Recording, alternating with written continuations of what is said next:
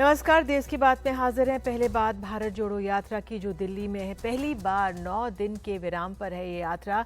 आज राहुल गांधी ने कई राष्ट्रीय नेताओं की समाधि में जाकर श्रद्धांजलि दी। सबसे पहले राहुल गांधी राजीव गांधी की समाधि वीर भूमि पहुंचे, फिर इंदिरा गांधी की समाधि शक्ति स्थल।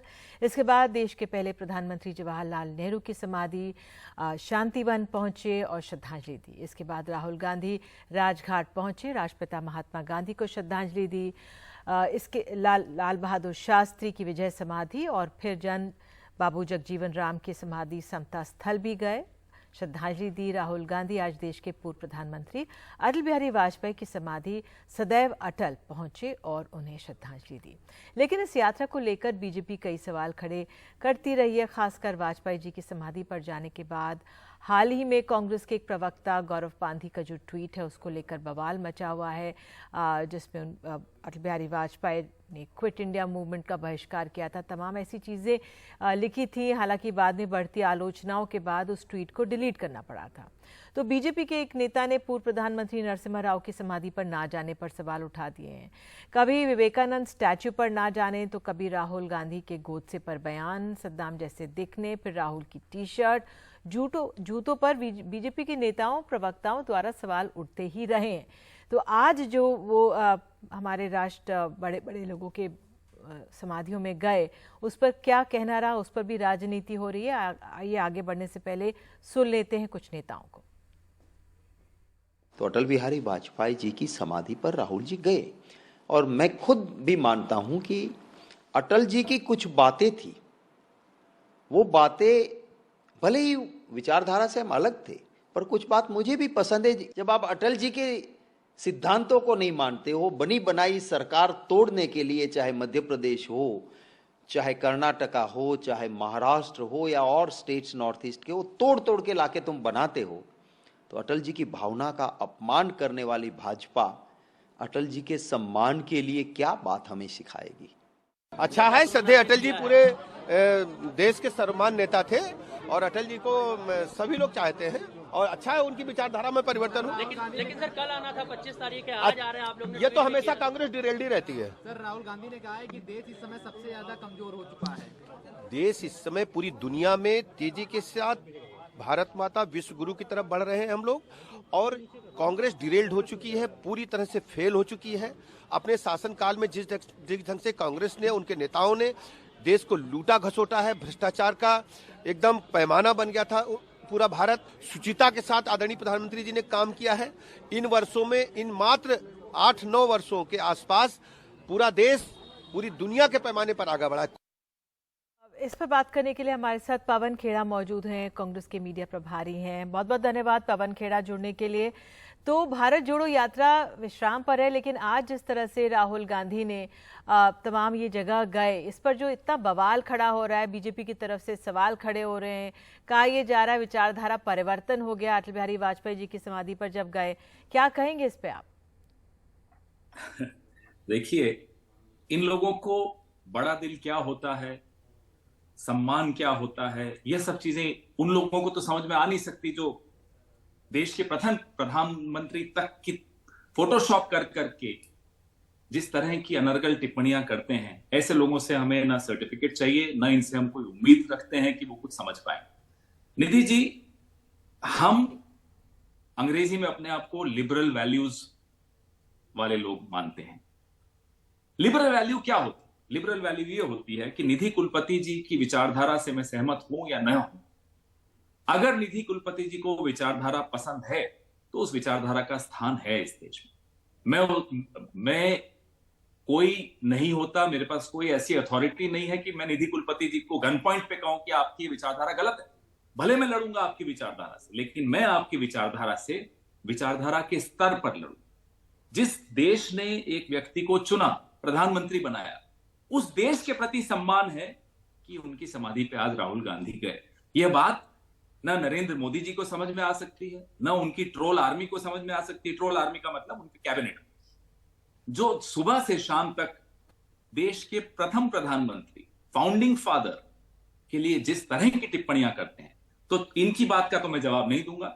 लेकिन संघ की विचारधारा के हम खिलाफ हैं, मजबूती से लड़ेंगे, लड़ते रहेंगे। आज जो पूरी भारत जोड़ो यात्रा निकल रही है वो इसी विचारधारा के खिलाफ निकल रही है। तो उस विचारधारा में हम कोई समझौता नहीं कर सकते।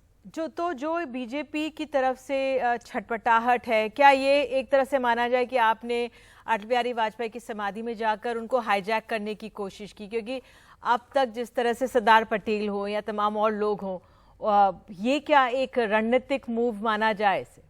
निधि जी, हाईजैक कौन करता है? किसी और के हीरो को हाईजैक वो करता है जिसके अपने पास कोई हीरो नहीं होते।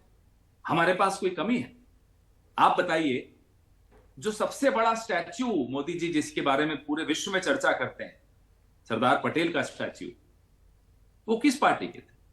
क्यों नहीं इन्होंने गोलवालकर का लगाया? क्यों नहीं इन्होंने सावरकर का लगाया? नहीं लगाया ना। जानते हैं ना कि जो कद्दावर आइकॉन्स हैं, जो कद्दावर हीरो हैं, वो कांग्रेस में ही है। वो नेताजी सुभाष चंद्र बोस हो, सरदार पटेल हो, महात्मा गांधी हो, जवाहरलाल नेहरू हो, मदन मोहन मालवीय हो, जो हो वो हैं सब हमारे ही ना। तो हमें क्या आवश्यकता है किसी और के नेता को हाईजैक करने की? अटल जी के अपने गुण थे, अपने अवगुण थे, जो हर इंसान में होते हैं। वो किसी भी पार्टी में हो, किसी भी विचारधारा में हो, एक मिक्स्ड लेगेसी होती है हर व्यक्ति। विरासत जो छोड़ के जाता है वो एक सामूहिक कई चीजें होती हैं उसमें। कोई ऐसा ही नहीं कि सब अच्छा ही होता है, तो ऐसा भी नहीं कि सब बुरा ही होता है। इस पर बीजेपी की तरफ से ये सवाल यही पूछा जा रहा है कि अब क्यों वाजपेयी जी पहली बार इस तरह से राहुल गांधी गए होंगे, तो ये सवाल उठ रहा है। राहुल गांधी जिस तपस्या को लेकर चल रहे हैं, तपस्वी इन सब बहस से बहुत ऊपर उठ चुका होता है। मैं नहीं मानता कि किसी तपस्वी को आप बांध सकते हो कि साहब आप इसी दल के हो तो आप इसी दल की बात करो। तपस्वी को आप दल या दलदल से बहुत ऊंचा पाओगे, और राहुल गांधी उस ऊंचाई को पा चुका है। एक सवाल ये भी था, जो एक आपके कार्यकर्ता नेता हैं गौरव पांदी, उनका एक ट्वीट आ गया था अटल जी पर, जो था उसको बाद में डिलीट करना पड़ा। क्या यहाँ पे कांग्रेस के अंदर अभी भी समन्वय की कमी है? क्योंकि एक तरफ बात नहीं निधि जी, इसमें समन्वय नहीं होता। कुछ तथ्य हैं, ऐतिहासिक तथ्य हैं, लेकिन जब आपका नेता, आपकी पार्टी एक अलग अपनी विचारधारा को पैना करते हुए दूसरे की विचारधारा के खिलाफ लड़ते हुए भी एक राजनीतिक संवाद का स्तर बनाने की चेष्टा कर रही हो, ऐसे में हम सबको यह ध्यान रखना होगा कि उस स्तर के साथ कोई समझौता ना करे। नहीं तो हम में और भाजपा में क्या फर्क रहता है? लेकिन तथ्यों पर लड़ाई हमेशा रहेगी। ऐतिहासिक तथ्य हैं, उन पे हमेशा हम चर्चा करने को तैयार हैं, और विचारधारा पे भी लड़ते रहेंगे, लेकिन एक स्तर बनाकर रखना जरूरी है। और अंत में मेरा यही आपसे यही पूरा पूछना होगा इस पर कि जो ये भारत जोड़ो यात्रा में वाजपेयी जी को जिस तरह से नमन किया गया, तमाम नेताओं को ये नमन किया गया है, राहुल गांधी अब नेता बने ही रहेंगे या तपस्वी हो जाएंगे? तपस्वी और सन्यासी में एक फर्क होता है निधि। सन्यासी नहीं है वो, तपस्वी हैं। तपस्या एक दिशा के लिए होती है, कुछ हासिल करने के लिए भी होती है। हम सब उसी तपस्या का हिस्सा हैं। इस देश को जो हासिल करवाना है वो करवा कर ही दम लेंगे। संन्यास नहीं लिया है और ना लेंगे। चलिए, आप हमारे साथ जुड़े, बहुत बहुत धन्यवाद पवन खेड़ा। आपने तमाम बातें समझाने की हमें समझाई हैं, इसके लिए आपका बहुत बहुत धन्यवाद। तो इस खबर से, भारत जोड़ो की खबर से हम आगे बढ़ते हैं और राजनीतिक जगत से कुछ और खबरों पर नजर डाल लेते हैं। दिल्ली से जुड़ी हुई खबर आपको बता दें, कल जिस तरह से मेयर की बात सामने आ रही थी, दिल्ली में मेयर और डिप्टी मेयर के पद पर आम आदमी पार्टी ने आज अपने उम्मीदवारों से अपना नामांकन दाखिल करा लिया है। आम आदमी पार्टी का दावा है कि बीजेपी किसी निर्दलीय को समर्थन देकर परोक्ष रूप से मेयर का चुनाव लड़ा सकती है, और हालांकि आज बीजेपी ने कहा है कि वो कल इस बारे में घोषणा करेगी, लेकिन इस बीच आज एक अलग तस्वीर सामने आई, किस तरह से बीजेपी ने मुंडका के निर्दलीय पार्षद गजेंद्र दराल को बीजेपी में शामिल कर लिया है। एक रिपोर्ट। दिल्ली नगर निगम में आम आदमी पार्टी की मेयर पद की उम्मीदवार डॉक्टर शैली ओबरॉय और डिप्टी मेयर पद के लिए आले मोहम्मद इकबाल ने सोमवार को अपने नामांकन दाखिल कर दिए, लेकिन आम आदमी पार्टी को अंदेशा है कि बीजेपी अपनी ओर से कोई प्रॉक्सी उम्मीदवार खड़ा कर सकती है। कि भारतीय जनता पार्टी इस हार को बर्दाश्त नहीं कर पा रही है, और वे भी अपनी तरफ से कोई ना कोई जो है एक प्रॉक्सी कैंडिडेट उतारने की कवायद में हैं, मगर आम आदमी पार्टी की मेयर बनना निश्चित है। गुरुवार को बीजेपी ने दावा किया था कि वो मेयर चुनाव में हिस्सा नहीं लेगी क्योंकि बहुमत आम आदमी पार्टी को मिला है। हम लोग बता चुके हैं इस बारे में कि भारतीय जनता पार्टी जो है, जो मेयर का चुनाव है, हम उसमें पार्टिसिपेट नहीं कर रहे हैं। वॉक ओवर देंगे यानी कि आम आदमी पार्टी को नहीं कर रहे हैं। अरे वाकओवर का कहां, उनके पास मेजोरिटी है, क्या वाकओवर की कहां से बात आ रही है? लोगों ने उनको मेजोरिटी दी है, वो मेयर बनाए, अपना डिप्टी मेयर बनाए। जबकि सोमवार को बीजेपी ने मुंडका से निर्दलीय पार्षद गजेंद्र दराल को बीजेपी में शामिल करवाया, जिससे 250 वार्ड की एमसीडी में बीजेपी के पार्षद 105 हो गए। अब वो मेयर के चुनाव को लेकर मंगलवार को घोषणा करने की बात कह रही है। आज तो ज्वाइनिंग को सेलिब्रेट, आखिरी तारीख है, उससे पहले तो करेंगे। बताया ना विजेंद्र जी ने, कल बताएगा। दिल्ली नगर निगम में आम आदमी पार्टी के पास बहुमत भी है और मेयर चुनाव जीतने के लिए पर्याप्त संख्या भी है। अगर आम आदमी पार्टी के पार्षद, विधायक या सांसद नहीं टूटते तो आपकी जीत पक्की है। लेकिन बताने वाली बात यह है कि मेयर, डिप्टी मेयर के चुनाव में सीक्रेट बैलेट से वोटिंग होती है, दल बदल कानून लागू नहीं होता। ये सारी बयानबाजी जोड़, घटा, गुणा, भाग इसलिए हो रहे हैं क्योंकि दिल्ली के लोग सालों से एमसीडी के लिए एक तरफा फैसला सुनाते आए थे, लेकिन इस बार बहुमत तो आम आदमी पार्टी को जरूर मिला है, लेकिन बीजेपी के भी पार्षद अच्छी खासी संख्या में जीत कर आए हैं। इसलिए ये तय माना जा सकता है कि 5 साल तक हर साल मेयर, डिप्टी मेयर के जब चुनाव होंगे तो इसी तरह की कहानियां, इसी तरह की खबरें आपको देखने को मिल सकती हैं। दिल्ली से अपने कैमरा सहयोगी सुधीश कुमार राम के साथ मैं शरद शर्मा, एनडीटीवी इंडिया।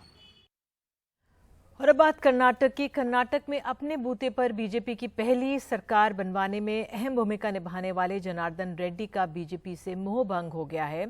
उन्होंने बीजेपी छोड़ अपनी नई पार्टी का ऐलान किया है। मुश्किल दौर से गुजर रहे जनार्दन रेड्डी ने कहा है कि जिस सम्मान के वो हकदार थे वो बीजेपी ने उन्हें नहीं दिया। बेल्लारी के रेड्डी बंधु में से एक गाली जनार्दन रेड्डी की माने तो बीजेपी ने भी उनका साथ छोड़ दिया, इसलिए उन्होंने पार्टी छोड़ने का फैसला किया है। जनार्दन रेड्डी ने अपनी पार्टी का नाम कल्याण राज्य प्रगति पक्ष रखा है। Despite my numerous contributions to BJP, मैंने बेल्लारी में बीजेपी को खड़ा किया। पार्टी का वहां कैडर नहीं था, वो तैयार किया, लेकिन मुझे वो सम्मान बीजेपी ने नहीं दिया जिसका मैं हकदार था, इसलिए मैंने बीजेपी छोड़ने का फैसला किया है। I have founded the कल्याण राज्य प्रगति पक्ष। जनार्दन रेड्डी भले ही आज बीजेपी से नाराज हों, लेकिन सच ये भी है कि बीजेपी जनार्दन रेड्डी के साथ शुरू से खड़ी दिखती है। इसी वजह से जनार्दन रेड्डी के बड़े भाई बीजेपी से सांसद और विधायक बने और अब भी बीजेपी विधायक हैं। जनार्दन रेड्डी के भाई सोमशेखर रेड्डी बेल्लारी से एमएलए हैं। जनार्दन रेड्डी विधायक और मंत्री बनाए गए। उनके विश्वास पात्र श्री रामलू मौजूदा बीजेपी सरकार में समाज कल्याण मंत्री हैं और श्री रामलू की बहन शांता बेल्लारी से सांसद बनी। मैंने अपने बूते पर यह बात शुरू की है, मैंने किसी से पूछा नहीं है। मुझे ईश्वर पर और लोगों पर पूरा भरोसा है। जनार्दन रेड्डी ने बताया कि किस तरह वो धनवान बने। जहां पहले 1 टन आयरन ओर से 10 रुपए का फायदा होता था, वहीं जब चीन ने 2004 में इंपोर्ट शुरू किया तो ये बढ़कर 1000 रुपए प्रति टन तक पहुंच गया। जनार्दन रेड्डी का असर कल्याण कर्नाटक रीजन में काफी है, यानी बेल्लारी और आसपास के आधे दर्जन जिले। तो साफ है कि वो और उनकी पार्टी भले ही सभी सीटें न जीते, लेकिन इन सीटों पर बीजेपी को नुकसान जरूर पहुंचा सकते हैं। इसमें कोई दो राय नहीं कि 2008 में जब पहली बार बीजेपी ने कर्नाटक में अपने बूते पर सरकार बनाई थी, तब जनार्दन रेड्डी ने अहम भूमिका निभाई थी। लेकिन यह भी सच है कि बीएस येडियुरप्पा के नेतृत्व वाली यह सरकार कई बार गिरने के कगार पर पहुंची जनार्दन रेड्डी की ही वजह से। एक तरफ लिंगायत नाराज चल रहे हैं तो दूसरी तरफ जनार्दन रेड्डी ने बगावत का परचम लहरा दिया है। विधानसभा चुनावों से ठीक पहले बीजेपी के लिए ये संकेत अच्छे नहीं हैं। बेंगलुरु से निहाल खिदवई, एनडीटीवी इंडिया। और अब बात बिहार की। लालू प्रसाद यादव पर फिर से खुला भ्रष्टाचार का मामला। 2018 में भ्रष्टाचार के मामले में दर्ज हुआ था ये केस। रेलवे प्रोजेक्ट में भ्रष्टाचार का मामला था ये। 2021 में बंद कर दिया गया था। लालू यादव और परिवार के दूसरे लोगों के नाम हैं इसमें। लालू प्रसाद यादव, तेजस्वी यादव, चंदा यादव और रागिनी यादव के भी नाम हैं इसमें। देश की बात में आगे बात अभिनेत्री तुनिशा शर्मा की मौत की। इस मामले में अब लव जिहाद की बात भी आ गई है।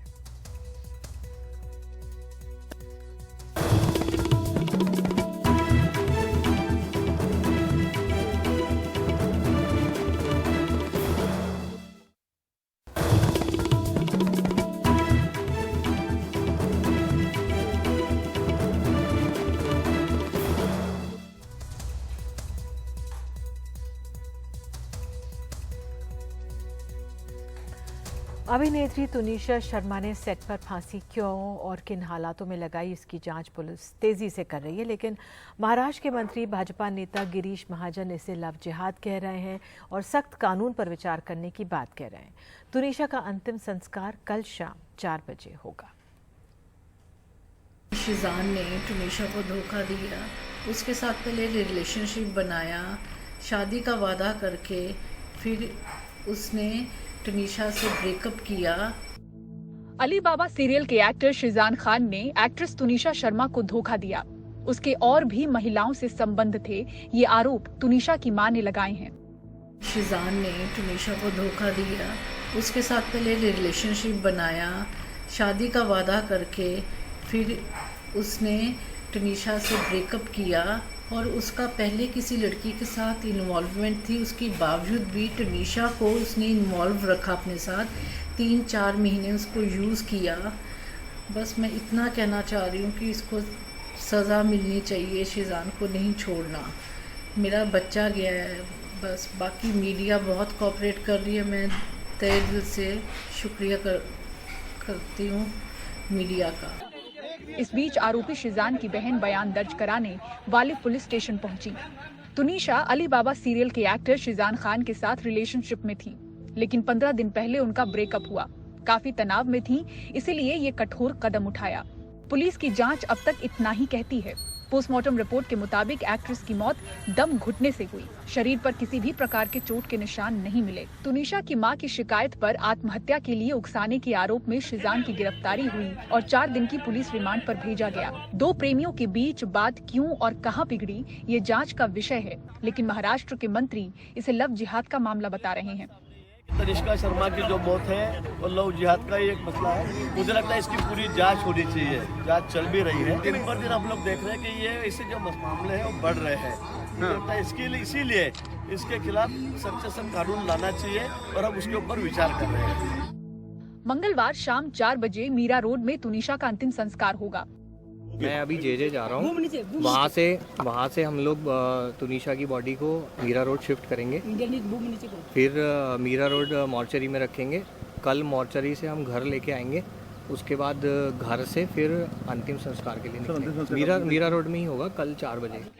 सूत्र बताते हैं कि शिजान ने पूछताछ में एक्ट्रेस के साथ अफेयर की बात कबूली है। इसके साथ ही धर्म और उम्र का हवाला देकर रिलेशनशिप से पीछे हटने की बात भी कही है। सूत्र ये भी बताते हैं कि श्रद्धा वालकर हत्याकांड मामले के बाद तुनिशा और शिजान के रिश्ते बिगड़ गए थे। मुंबई से सटे मीरा रोड की इसी बिल्डिंग इंद्रप्रस्थ में अपनी मां के साथ रहने वाली एक्ट्रेस तुनिशा शर्मा 20 साल की थी। शिजान की उम्र 28 साल है। 6 महीने पहले दोनों रिलेशनशिप में आए थे। 15 दिन पहले ब्रेकअप हुआ। सूत्र बताते हैं कि खुदकुशी वाले दिन शिजान और तुनिशा ने एक साथ लंच भी किया था और तुनिशा उस दिन सोशल मीडिया पर भी एक्टिव थी। फिर अचानक ऐसा क्या हुआ कि मेकअप रूम में ही तुनिशा ने फांसी लगा ली। दोनों के बीच बातचीत को खंगालने के लिए दोनों के फ़ोन को फॉरेंसिक लैब भेजा गया है। तुनिशा के कपड़े और गहने भी फॉरेंसिक के लिए भेजे जाएंगे। पुलिस की जाँच इस ओर तेज़ी से आगे बढ़ रही है। मुंबई से कैमरा पर्सन संजय मंडल और सुनील सिंह के साथ पूजा भारद्वाज, एनडीटीवी इंडिया। और शीजान खान की बहनों का मीडिया के लिए आधिकारिक बयान सामने आया है। उन्होंने कहा है कि हर कोई जो मामले पर एक बयान के लिए हमसे संपर्क करने की कोशिश कर रहा है, कृपया इस गंभीर स्थिति में हमारे परिवार की निजता की अनुमति दें। मीडिया के सदस्यों का लगातार फ़ोन करना और यहाँ तक कि हमारे अपार्टमेंट के नीचे खड़े रहना परेशान कर रहा है। इस पर अधिक जानकारी के लिए हमारी सहयोगी पूजा हमारे साथ मौजूद हैं। पूजा, जो परिवार है शीजान का, वो परेशान है, निजता की अनुमति की वो मांग कर रहे हैं। ये परिस्थिति क्यों बनी कि उनको ये एक स्टेटमेंट जारी करना पड़ा मीडिया में? जी निधि, जिस तरह से आपने देखा कि महाराष्ट्र के मंत्री गिरीश महाजन ने इसे लव जिहाद का एंगल दिया और लगातार, क्योंकि आप देखें टीवी में 9 सीरियल्स कर चुकी हैं, फिल्मों में काम कर चुकी हैं, करीब 6 ऐसी फिल्म थी जहां उन्होंने एक स्पेशल अपीयरेंस या फिर एक छोटा रोल किया है। तो एक पहचान के तौर पर आप देखें फिल्म इंडस्ट्री में या टीवी इंडस्ट्री में उनका बड़ा नाम है। शीजान भी साथ में उनके काम कर रहे थे, अली बाबा में लीड रोल था और सोशल मीडिया पर दोनों ही एक्टिव थे। जिस दिन खुदकुशी की तुनिशा ने, उस दिन भी वो एक्टिव थे। तो जिस तरह से ये पूरा घटनाक्रम रहा है और जिस तरह से इसमें सियासत भी एक तरह से होने की कोशिश हो रही है, लव जिहाद को लेकर एंगल बोला जा रहा है, इस पर सख्त कानून बनाने की बात महाराष्ट्र के मंत्री ने कर दी है, भाजपा नेता गिरीश महाजन ने।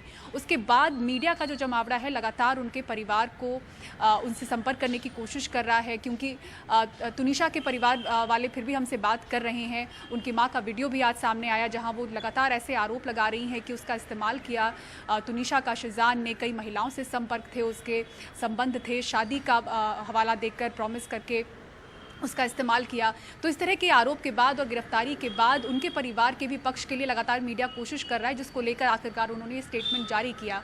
फिलहाल आपको हम बता दें, हम यहाँ पर भाईंदर इलाके में हैं और ये पंडित भीमसेन जोशी अस्पताल है बीएमसी का, और यहाँ पर हम पोस्टमार्टम सेक्शन में हैं। मॉर्चरी में उनका जो पार्थिव शरीर है तुनिशा का, वो कुछ देर में लाया जाएगा। जेजे अस्पताल से उनका शव निकल चुका है और यहाँ पर कुछ देर में पहुँचेगा।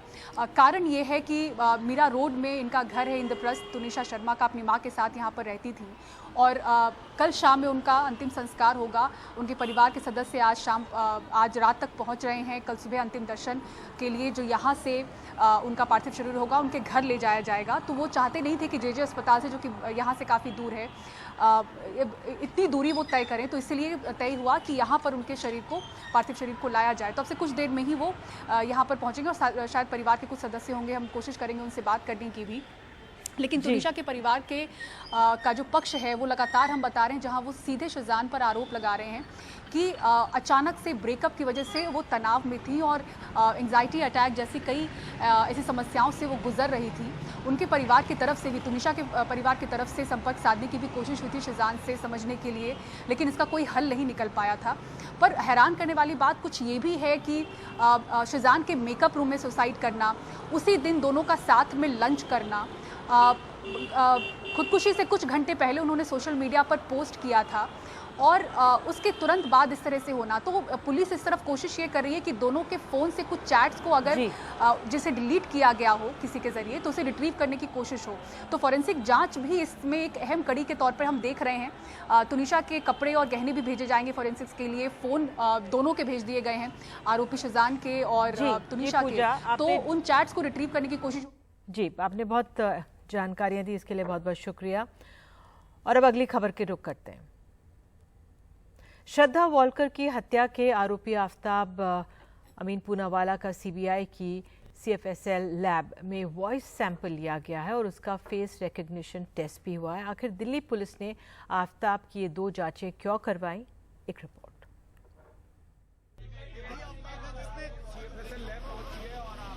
दिल्ली पुलिस कड़ी सुरक्षा के बीच जेल वैन में तिहाड़ जेल से आफ्ताब अमीन पूनावाला को लेकर सीबीआई की CFSL लैब पहुंची। लैब में सबसे पहले आफ्ताब की आवाज का नमूना लिया गया, फिर उसका फेस रिकॉग्निशन टेस्ट हुआ। दरअसल दिल्ली पुलिस को श्रद्धा मामले की जांच के दौरान एक ऑडियो क्लिप और एक वीडियो क्लिप मिली है। ऑडियो क्लिप में श्रद्धा वॉलकर और आफ्ताब के झगड़े की आवाज है, इसीलिए पुलिस ने आफ्ताब के आवाज के नमूने लेने के लिए कोर्ट में अर्जी दी थी। कोर्ट की इजाजत मिलने के बाद उसका वॉइस सैंपल लिया गया।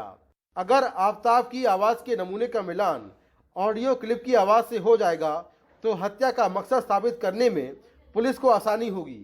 पुलिस को जो वीडियो मिला है वो मुंबई का है। उसमें आफताब की काउंसलिंग हो रही है। श्रद्धा से झगड़े के बाद उसकी काउंसलिंग कराई जा रही है। इस वीडियो में जिस एंगल से उसकी तस्वीर है उसी एंगल से उसकी 3D इमेज ली गई है। इस टेस्ट को फेस रिकॉग्निशन टेस्ट कहते हैं। अगर इस टेस्ट की तस्वीर का मिलान वीडियो की तस्वीर से हो जाएगा तो आफताब कोर्ट में इस बात से मुकर नहीं पाएगा कि वीडियो में वो नहीं है। आफताब करीब 3 घंटे CFSL लैब में रहा और फिर कड़ी सुरक्षा के बीच तिहाड़ जेल वापस चला गया। दिल्ली पुलिस श्रद्धा की हत्या के मामले में जनवरी के आखिरी हफ्ते में चार्जशीट दायर कर सकती है। पुलिस इस केस में फॉरेंसिक और तकनीकी जांच के हर पहलू को देख रही है। दरअसल ये पूरा केस सर्कमस्टांशियल एविडेंस पर टिका हुआ है, इसीलिए पुलिस वो हर जांच करवा रही है जिससे कोर्ट में उसका केस मजबूत हो पाए। इसीलिए पुलिस ने ये 2 जांचें भी करवाई हैं जिससे कि कोर्ट में पुलिस अपना पक्ष मजबूती से रख पाए। नई दिल्ली से कैमरामैन मोहम्मद मुर्सलीन के साथ मैं मुकेश सिंह, NDTV इंडिया। और देश की बात में आगे बात मध्य प्रदेश की करेंगे। कोरोना थामने के लिए टीकाकरण तो बढ़ रहा है लेकिन टेस्टिंग घट रही है। इस पर 30,000 से ज्यादा संविदा स्वास्थ्य कर्मचारी हड़ताल पर हैं।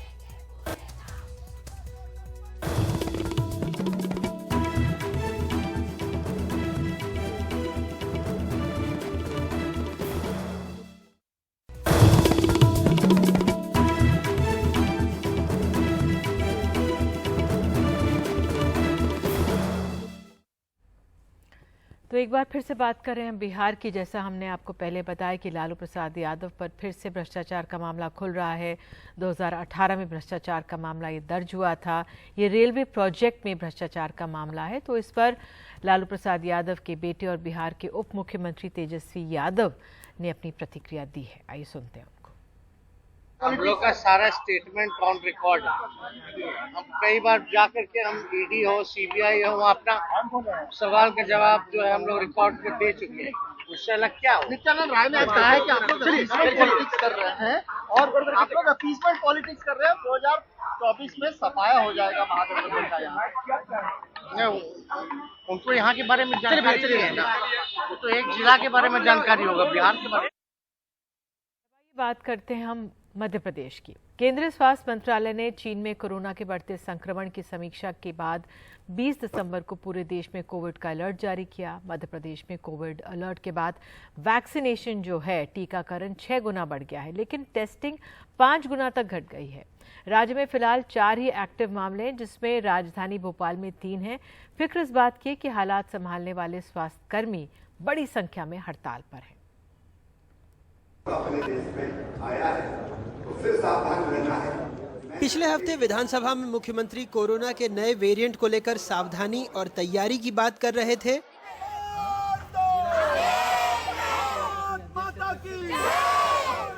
तो वहीं सदन के बाहर भोपाल के JP अस्पताल में स्वास्थ्य कर्मी धरने पर बैठे थे। कुछ लोगों ने गलती से स्वास्थ्य मंत्री को घेरने की जुर्रत कर ली तो पेशेवर अपराधी की तरह उन्हें रस्सी से बांधकर थाने लाया गया। इन्हीं स्वास्थ्य कर्मियों के बूते हम कोरोना से लड़ रहे थे, तब इन्हें मालाएं पहनाई गई। आज हक मांगने पर हथकड़ी। आज राज्य में 32,000 से ज्यादा स्वास्थ्य कर्मी अपने हक के लिए प्रदर्शन कर रहे हैं। बकरे का मास्क लगा के बैठे हुए हैं, तो संविदा के नाम पर हमको बलि का बकरा ही आज तक बनाया गया है। कोविड के समय में वही हम संविदा कर्मचारी हैं जो गांव-गांव में जाकर सबका घर-घर में स्क्रीनिंग किए, सबकी दवाइयां दी, अपने हाथों से उनको अपने हाथों से खाना खिलाया। लेकिन आज मामा जी ये सब भूल गए हैं। रेगुलर चाहते हैं, नियमितीकरण चाहते हैं, जो हमारा हक है और उन्हें देना चाहिए, क्योंकि हम पब्लिक के आज हम लोग काम नहीं करेंगे तो ये कोविड आ रहा है, नया वायरस है, उसमें क्या होगा? इनको सोचना चाहिए। इतना टाइम लगाना ही नहीं चाहिए हम लोगों को करने से पहले।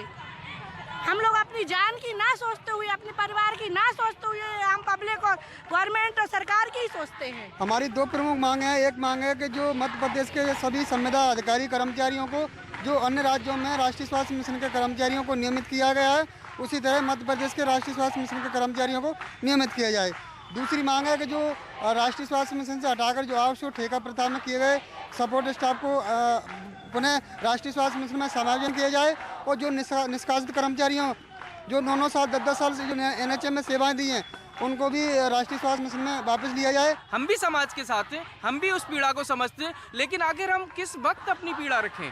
हम 2 वर्ष से जीवन अपने बिना परवाह किए अपनी जान पे बाजी लगाकर कई हमारे चिकित्सक ANM स्टाफ नर्स जो 12,000 की नौकरी करते 12,000 वेतन पाते हैं, पहाड़ों पे चढ़कर डिब्बे ले जाके वैक्सीनेशन का काम करते हैं। कई लोग हमारे शहीद भी हुए हैं, उनकी बिना परवाह किए हुए हमने कोविड में जब स्वास्थ्य सेवाएं दी हैं। तो आखिर हम बात कब रखें, हमारे पास कब समय है? सरकार को संवाद करना चाहिए, जल्द से जल्द हमारी नियमितीकरण का तोहफा देना चाहिए। गुना में तो राष्ट्रीय स्वास्थ्य मिशन से जुड़े कर्मचारियों ने विरोध स्वरूप भूसा खा लिया। मंत्री जी यही कह रहे हैं कि बातचीत चल रही है।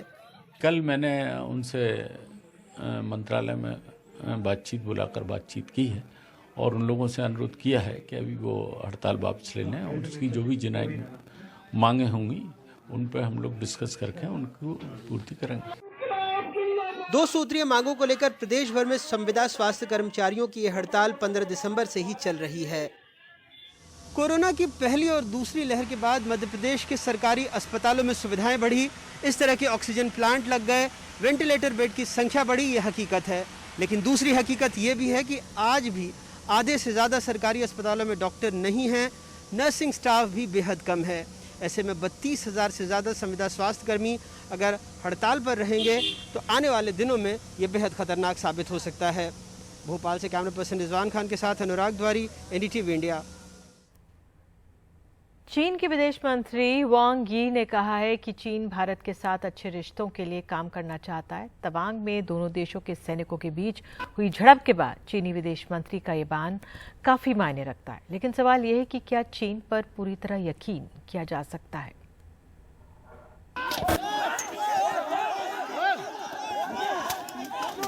तवांग में भारत और चीनी सैनिकों के बीच हुए झड़प के बाद पहली चीनी विदेश मंत्री वांग यी का बयान, कहा कि बीजिंग द्विपक्षीय संबंधों को स्थिर और मजबूत करने के लिए भारत के साथ काम करने को तैयार है। एक संगोष्ठी में वांग यी ने कहा कि चीन और भारत ने राजनयिक और सैन्य स्तर पर संपर्क बरकरार रखा है। दोनों ही देश सीमावर्ती क्षेत्रों में स्थिरता बनाए रखने के लिए प्रतिबद्ध हैं। इससे पहले 20 दिसंबर को पूर्वी लद्दाख के सीमा विवाद को लेकर दोनों देशों के कोर कमांडर की 17वीं बैठक हुई। 9 दिसंबर के टकराव के बाद इस बैठक की भी अहमियत है, लेकिन जिस सिंपोजियम में चीनी विदेश मंत्री ने भारत के साथ रिश्तों की बात, उसी में वो तमाम दूसरे देशों से चीन के वैदेशिक संबंधों पर रोशनी डालती रही। इस लिहाज से पाकिस्तान को लेकर उन्होंने कहा कि उसको भी देखना होगा। उनका कहना है चीन और पाकिस्तान एक दूसरे का पक्के तौर पर समर्थन जारी रखे हुए हैं और उनके बीच के हर माहौल की रणनीतिक साझेदारी जारी है और ये लौह मैत्री और मजबूत हुई है। इसलिए भी कूटनीतिक मामलों के जानकार मानते हैं कि चीन पर बहुत भरोसा नहीं किया जा सकता। सच्चाई यह है कि चीन पे भरोसा नहीं कर सकता भारत, क्योंकि जो चीन कहता है और जो करता है उसमें बड़ा फर्क है। और स्पेशली जब वो अप्रैल 2020 में 3 डिवीजन लेके आ गया था लद्दाख में, उसके बाद जो ट्रस्ट डेफिसिट बहुत है। दरअसल बीजिंग के बयान अलग हैं और सरहदी इलाकों में चीनी कार्रवाई अलग। इसलिए जरूरी है कि भारत भी बातचीत का रास्ता खोले रखे, लेकिन सैन्य मोर्चे पर भी अपनी तैयारियां बनाए रखे। दरअसल चीन के विदेश मंत्री के बयान की अपनी मजबूरियां हैं। चीन को एहसास है कि भारत सीमा या फिर यूं कहें कि वास्तविक नियंत्रण रेखा पर यथास्थिति को बदलने नहीं देगा, लेकिन दक्षिण एशिया के सामरिक संतुलन पे भारत पर दबाव बनाए रखना भी उसकी रणनीति है। यह अलग बात है कि भारत ऐसे दबाव के आगे झुकेगा नहीं। नई दिल्ली से राजीव रंजन, NDTV इंडिया।